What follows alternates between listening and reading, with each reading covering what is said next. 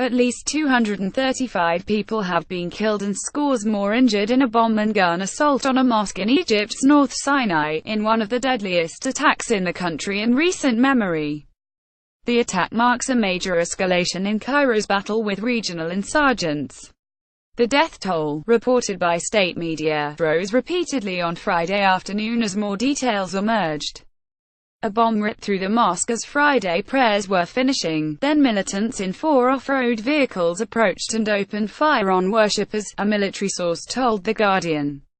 More than 50 ambulances ferried casualties from Order Mosque in Bir al-Abd, about 40 kilometers west of the city of Arish, to nearby hospitals. At least 130 people were injured.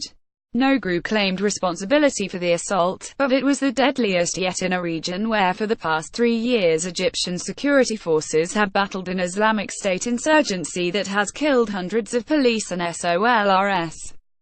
The Egyptian president, Abdel Fattah al-Sisi, delivered a defiant television address hours after the attack in which he offered condolences to the families of victims.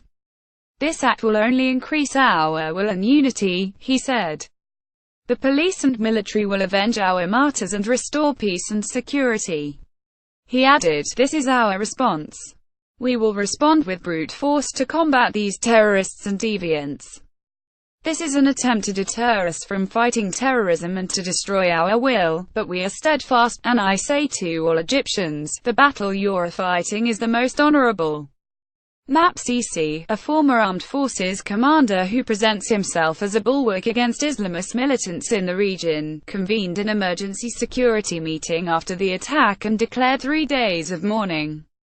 One witness, a shop owner from Bir al-Abd, said local people heard a massive blast followed by gunfire. When he arrived at the site of the attack, he saw local people rushing to pick up the boss and to offer help to the injured. Said he saw at least 20 boss wrapped in cloths and blankets. One resident whose relatives were at the scene told Reuters that the attackers shot at people as they left the mosque, and also at the ambulances.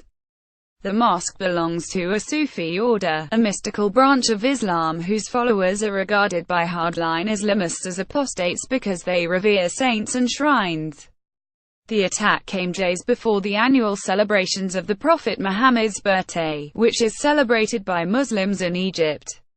Festivals are being held by Sufi-affiliated mosques around the country. Egyptians walk past boss following a gun and bombing attack at the Order Mosque. Photographs string up Getty Images. Militant attacks have mostly targeted security forces since bloodshed in the Sinai worsened after Sisi led the overthrow of President Mohammed Morsi of the Muslim Brotherhood in 2013. But jihadists have also targeted Sinai tribes that are working with the armed forces, branding them traitors for their cooperation. In July, at least 23 soldiers were killed when suicide car bombs hit 2 military checkpoints in the Sinai, an attack for which Islamic State claimed responsibility. Militants have tried to expand beyond the largely barren, desert Sinai Peninsula into Egypt's heavily populated mainland, attacking Coptic Christian churches and pilgrims.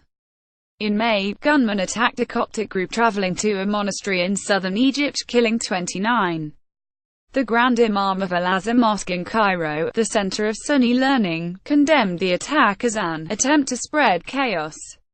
After targeting Christians, the turn for mosques have come, he said in a statement.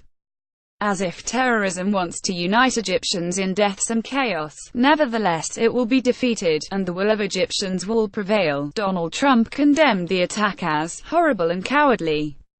The world cannot tolerate terrorism. We must defeat them militarily and discredit the extremist ideology that forms the basis of their existence, the US president wrote on Twitter.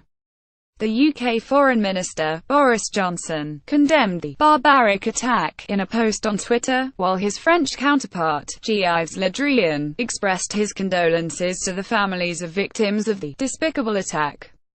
Ahmed Abulghait, head of the Arab League, which is based in Cairo, condemned the terrifying crime, which again shows that Islam is innocent of those who follow extremist terrorist ideology, his spokesman said in a statement. Reuters and Associated Press contributed to this report.